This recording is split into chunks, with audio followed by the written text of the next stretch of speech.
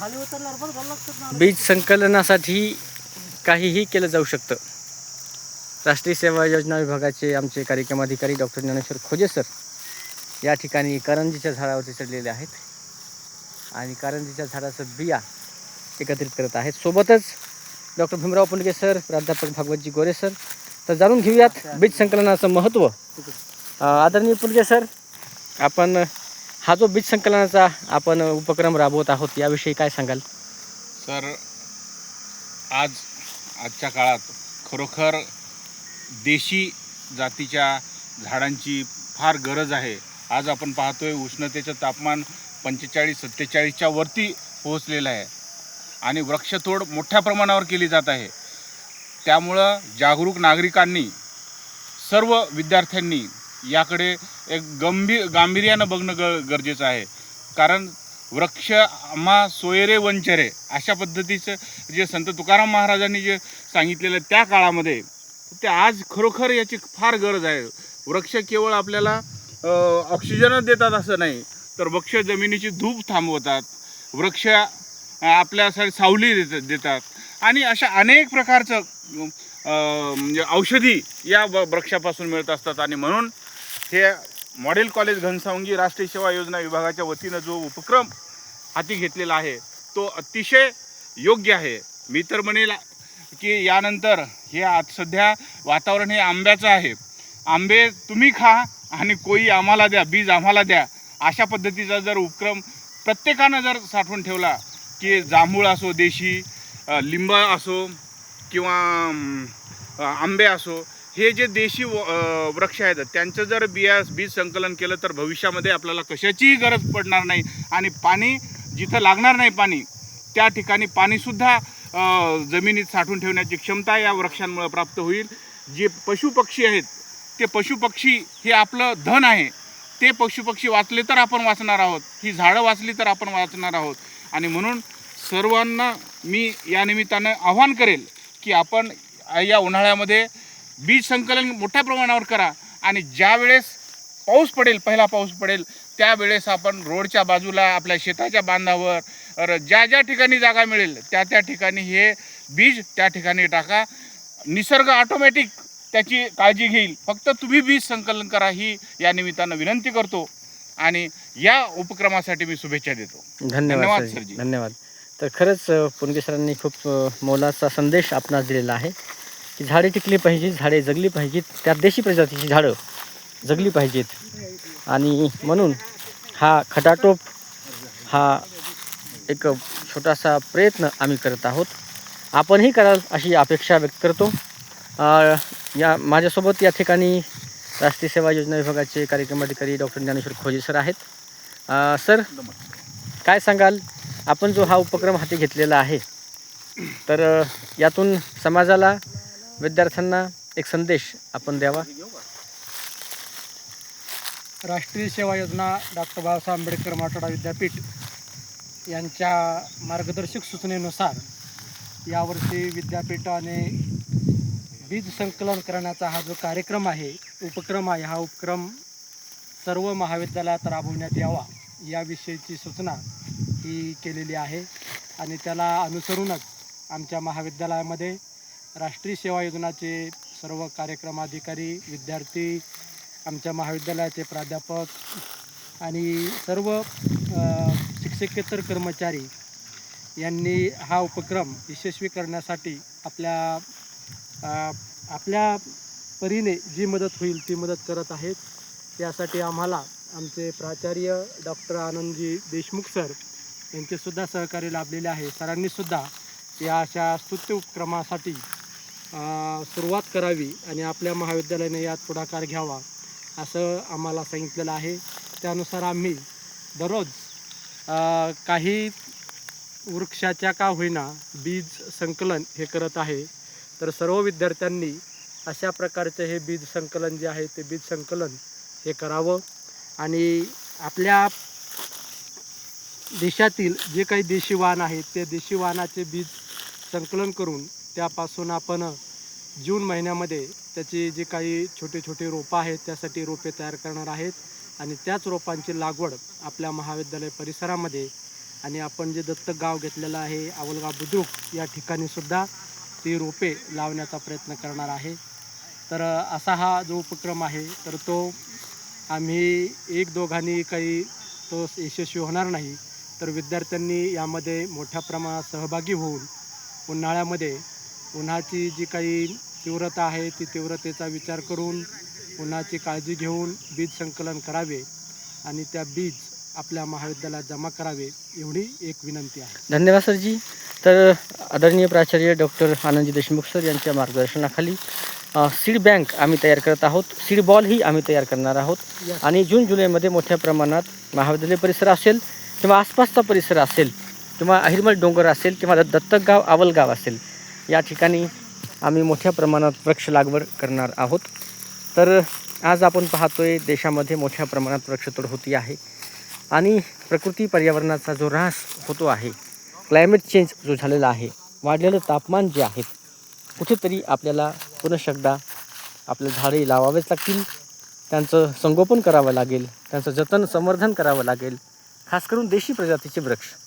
आत्ताच सरांनी म्हटल्याप्रमाणे की लिंबाला लिंबोळ्या लागलेल्या आहेत परंतु त्या पिकलेल्या नाहीत, परंतु आता लवकरच त्या पिकतील आणि पिकल्या की त्याचंही आपण त्या लिंबोळ्यासुद्धा एकत्रित करणार आहोत. आमच्या मॉडेल कॉलेज घनसावंगीच्या परिसरात लिंबाचे भरपूर झाडे आहेत आणि मोठाली झाडे झालेली आहेत. जवळपास त्यांना लिंबोळ्या पण लागलेल्या आहेत. त्यावर बसून पशु पक्षी या ठिकाणी पक्षी पहा विचरण करत आहेत. आमचे राजाभाऊ आमच्या झाडांची काळजी या ठिकाणी घेत आहेत. आपण पाहू शकता महाविद्यालय परिसर पाठीमागे तर आणखी मोठाली झाडी आहेत. तर एकंदरीतच जर आपण सगळ्यांनी सामूहिक प्रयत्न केला तर निश्चितपणे आपण पर्यावरणाचा होणारा जो ऱ्हास आहे त्याला आपण थांबवू शकतो.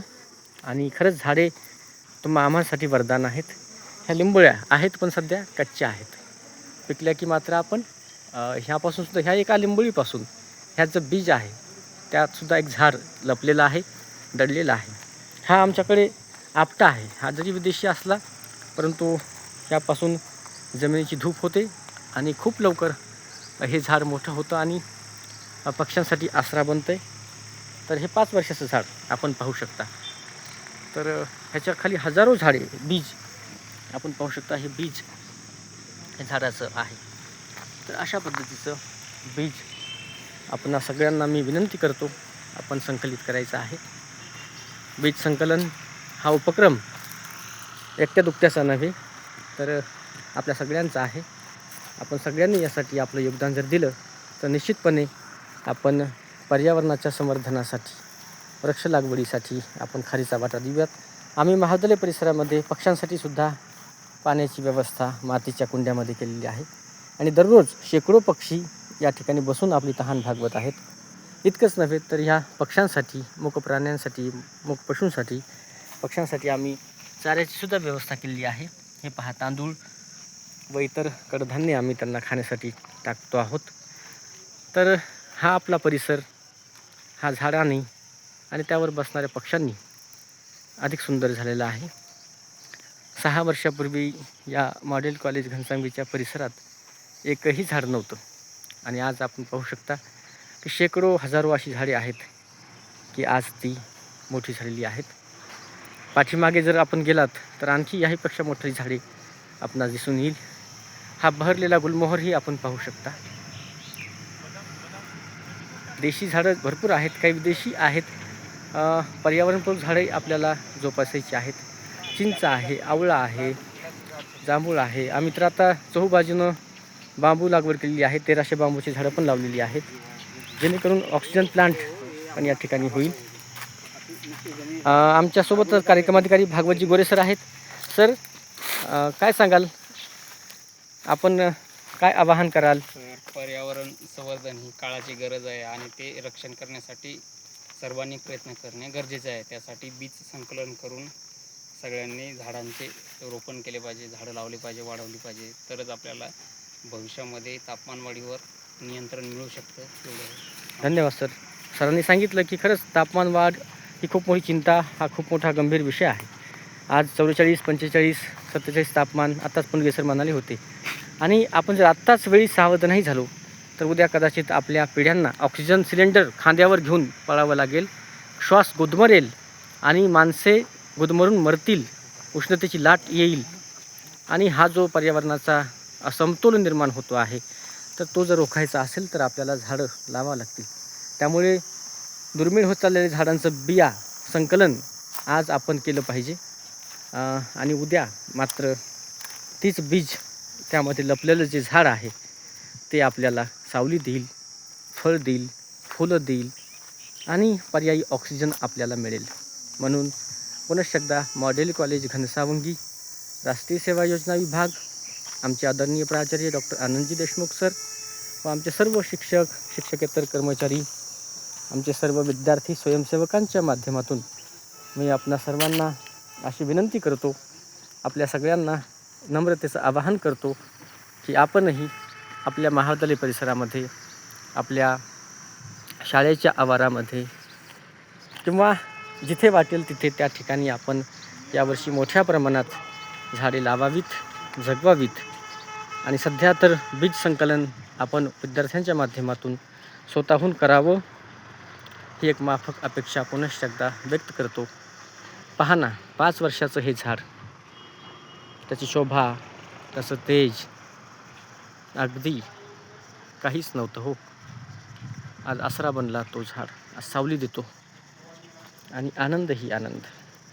वृक्षवल्ली अमा सोयरे, चलो चले हम पेड़ लगाए, चलो चले हम पेड़ लगाए, पेड़ रहेंगे जल बरसेगा, खेतों में अनाज उपजेगा, चलो चले हम पेड़ लगाए, धरती पे हरियाली छाए, ला ला ला ला ला ला ला ला ला ला ला ला ला ला ला ला.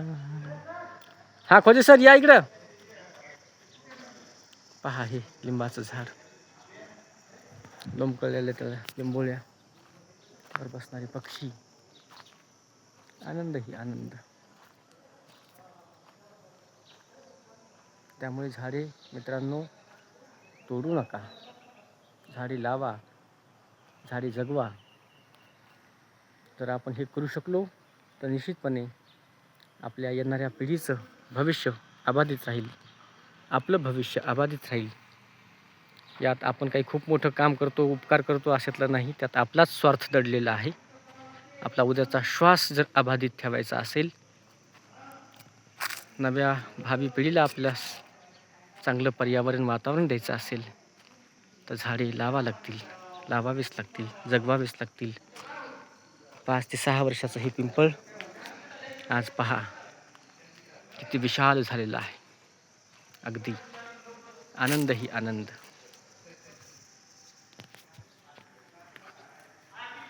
चलो चले हम पेड़ लगाए, चलो चले हम पेड़ लगाए, पेड़ रहेंगे जल बरसेगा, धरती पे हरियाली. पक्षी सुद्धा गाणे गात आहेत. तर पुनश्च एकदा आपल्या सर्वांना मी वृक्ष संवर्धनासाठी महत्त्वाच्या सूचना म्हणण्यापेक्षा आवाहन करतो की आपण सर्व या ठिकाणी आपले योगदान देताल अशी माफक अपेक्षा व्यक्त करतो. पुनश्च एकदा डॉक्टर बाबासाहेब आंबेडकर मराठवाडा विद्यापीठ छत्रपती संभाजीनगर संचलित मॉडेल कॉलेज घनसावंगी, राष्ट्रीय सेवा योजना विभाग, प्राचार्य डॉक्टर आनंदजी देशमुख सर यांच्या वतीने आपणा सर्वांना बीज संकलनासाठी व पर्यावरणाच्या संवर्धनासाठी हार्दिक शुभेच्छा देतो आणि अपेक्षा करतो की आपण सर्व यात आपला खारीचा वाटा नक्कीच उचलतान, यात तीळ मात्र शंका नाही. धन्यवाद. जय हिंद, जय भारत, जय पर्यावरण.